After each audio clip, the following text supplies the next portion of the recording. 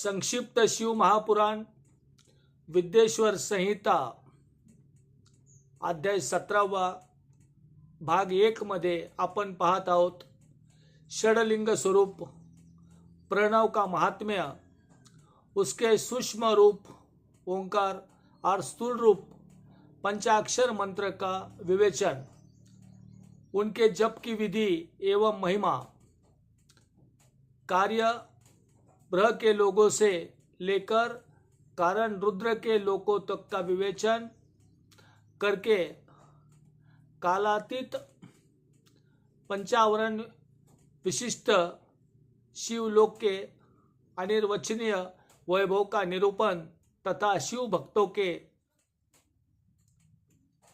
सत्कार की महत्ता। ऋषि बोले, प्रभो महामुने, आप हमारे लिए क्रमशः षडलिंग स्वरूप प्रणव का महात्म्य तथा शिव भक्तों के पूजन का प्रकार बताइए। सूत जी ने कहा, महर्षियों, आप लोग तपस्या के धनी हैं। आपने यह बड़ा सुंदर प्रश्न उपस्थित किया है, किंतु उसका ठीक ठीक उत्तर महादेव जी ही जानते हैं, दूसरा कोई नहीं। तथापि भगवान शिव की कृपा से मैं इस विषय का वर्णन करूंगा।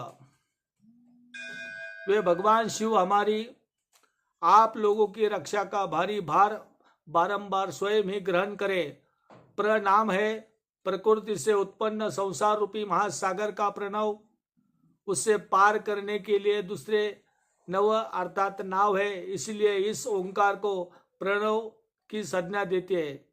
ओंकार आपने जप करने वाले साधकों से कहता है, तुम लोगों के लिए अंत इस भाव को लेकर भी ज्ञानी पुरुष ओम को प्रणव नाम से जानते हैं। इसका दूसरा भाव है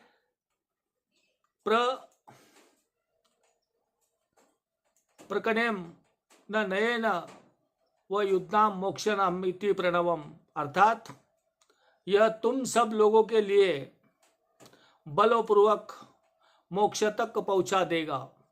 इस प्रभाव से भी से ऋषि मुनि प्रणव कहते हैं। अपना जप करने वाले योगियों को तथा अपने मंत्र की पूजा करने वाले उपासक के मस्तक कर्मों का अनेक समस्त कर्मों का नाश करने यह दिव्य नूतन ज्ञान देता है, इसीलिए भी इसका नाम प्रणव है। वही परमात्मा प्रकृति रूप से नव अर्थात शुद्ध स्वरूप है, इसलिए प्रणव कहलाते हैं।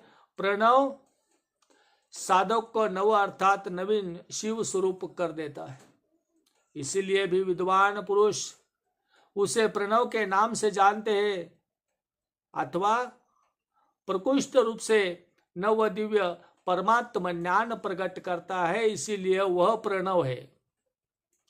प्रणव के दो भेद बताए गए हैं, स्थूल और सूक्ष्म। एक अक्षर रूप जो ओम है, उसे सूक्ष्म प्रणव जानना चाहिए, और नमः शिवाय इस 5 अक्षर वाले मंत्र को स्थूल प्रणव समझना चाहिए। जिसमें 5 अक्षर व्यक्त नहीं है वह सूक्ष्म है, और जिसमें 5 अक्षर सुस्पष्ट रूप से व्यक्त है वह स्थूल है। जीवन मुक्त पुरुषों के लिए सूक्ष्म प्रणव के जप का विधान है, वही उसके लिए समस्त साधकों का सार है। यद्यपि जीवन मुक्ति के लिए साधक की आवश्यकता नहीं है, क्योंकि वह सिद्ध स्वरूप है।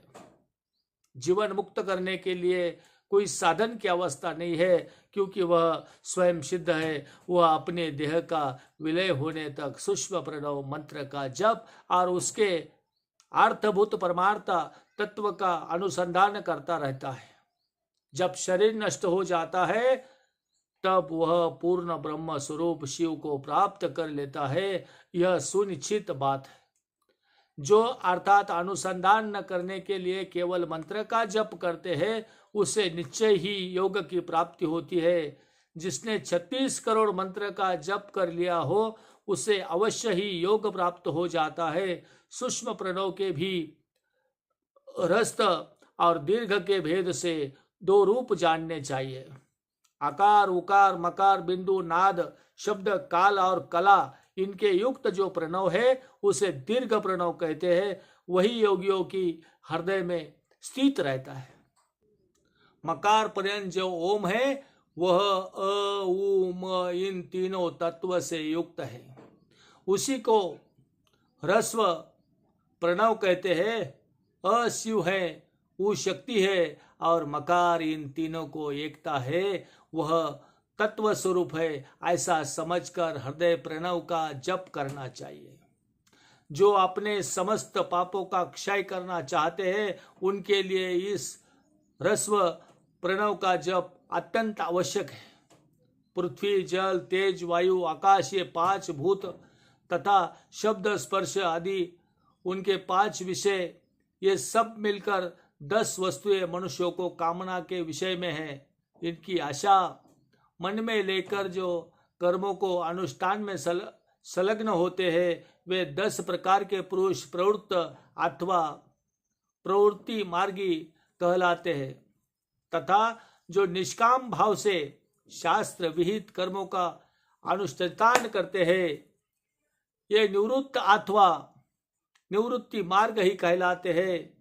प्रवृत्त पुरुषों को ह्रस्व प्रणव ही जप करना चाहिए और निवृत्त पुरुषों को दीर्घ प्रणव का वही तिथि अथा अन्य मंत्रों के आदि में इच्छा अनुसार शब्द और कला से युक्त प्रणव का उच्चारण करना चाहिए।